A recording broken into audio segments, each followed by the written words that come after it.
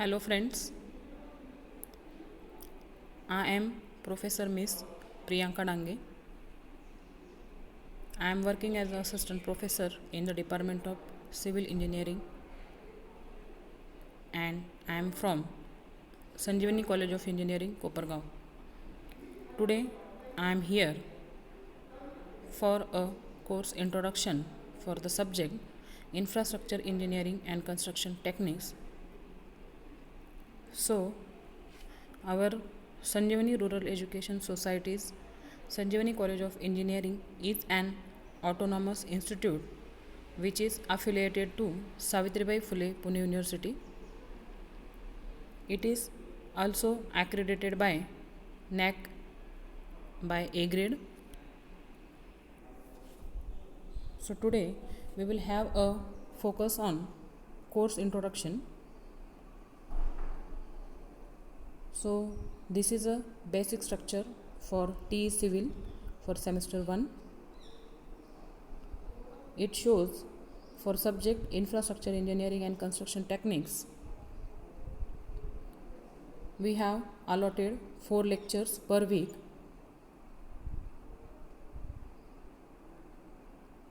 The internal assessment, that is in semester exam, is of 30 marks and end semester exam is of 70 marks. As far as this subject is concerned, there is no term work, practical or oral for this subject. Therefore, total marks for this subject is 100 and total credits are 4. If we see the course objectives for this subject, the first and primus objective is to produce civil engineering graduates who are introduced with the basic infrastructure needs of society.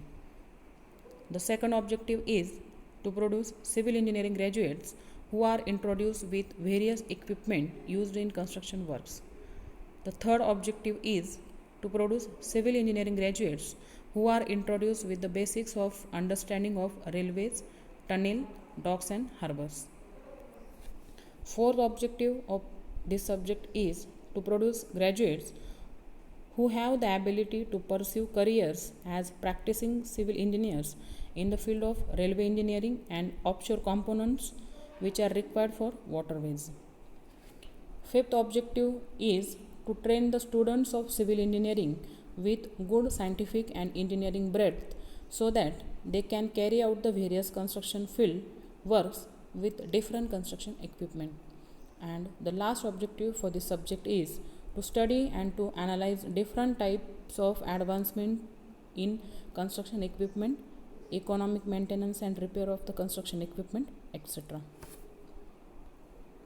So after studying this subject, the course outcomes are an ability to develop civil engineering graduates who can understand the basic infrastructure needs of society and improved transportation system. As far as this subject is concerned, we are dealing with the provision of various infrastructure facilities to the society, and at the same time we are focusing on the railway, docks and harbour, so because of which it is possible to improve the transportation system.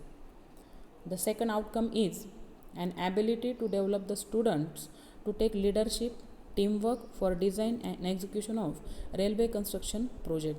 So for any project it is required to have a various qualities as leadership, it may be teamwork, and which is helpful for the design and execution of various construction projects. The next outcome of this subject is an ability to develop civil engineering graduates who can understand and apply the new construction techniques. As in this subject, we have a focus on the various new construction techniques, and by using those techniques we can develop the civil engineering graduates who can able to apply the various construction techniques on the construction field. The next outcome of this is civil engineering graduates are trained to develop their career in consultancy work or execution of big project like tunnel, open cuts and micro tunneling. So This subject helps the students for developing their career in tunneling, or it may be for consultancy work, etc. The next objective is an ability to make civil engineering graduates familiar with design criteria and construction methods of docks and harbor. So, docks and harbor is an important infrastructure facilities which is provided by the civil engineering field. So, by using this subject, we can have a focus on the design criteria and construction methods of the docks and harbor. And last and important outcome of this subject is we can develop an ability of civil engineering graduates to study advancement in construction equipments and repair procedure. For this construction process, we will have a need of various construction equipment and their repair also. So, what is the advancement in such type of process can be developed by using this subject. Next, we will have a focus on the content of this subject, infrastructure engineering and construction techniques. So basically, as like that of other subject, this subject is also having 6 units, and it starts with unit number 1, that is infrastructure engineering. So this infrastructure engineering unit is basically categorized into 2 parts, part A and part B. So part A is general unit, and under which we will have a focus on introduction to the term infrastructure and scope of infrastructure engineering in national and global development. After this, we have to just have a focus on various infrastructure projects that are under construction at national and global level. After this, we will have a focus on important term, that is public private partnership, which is popularly known as PPP. Along with this, we have to just see what is the salient features of smart city and what is bus rapid transit system. The B part of this unit number 1 is related with the railways, under which we have to see permanent way, functions of rail, what is the standard rail sections, what is tilting of rails, coning of wheels, what are the various types of sleepers, ballast, and what are the modern developments in railways under the heading metro rails, monorails and bullet trains. Unit number 2 is again related with the railways. In this unit number 2, we will have a concentration on various points like what are the various types of rail joints, what are the anvil effects, what is welding of rails. Then after this, we have to focus on the various terms that are related with the railway, that is types of gradients, curves, alignment, super elevation, equilibrium cant, equilibrium speed, etc. So these we have to study with the help of a site visit. Unit number 3 is related with the construction techniques. So under this unit number 3, we will have a focus on various new construction techniques that are implemented on the construction side. So before proceeding to the actual concept of these construction techniques, we should know what is the necessity of mechanization. After that, we will have a focus on dredging techniques, what is barges, use of barges, various dewatering techniques and its types. Along with this, we will have a focus on grouting methods, what is a diaphragm wall, what is its purpose, and at last we will see what is prefabrication. So this is about unit number 3. Unit number 4 is related with the tunneling.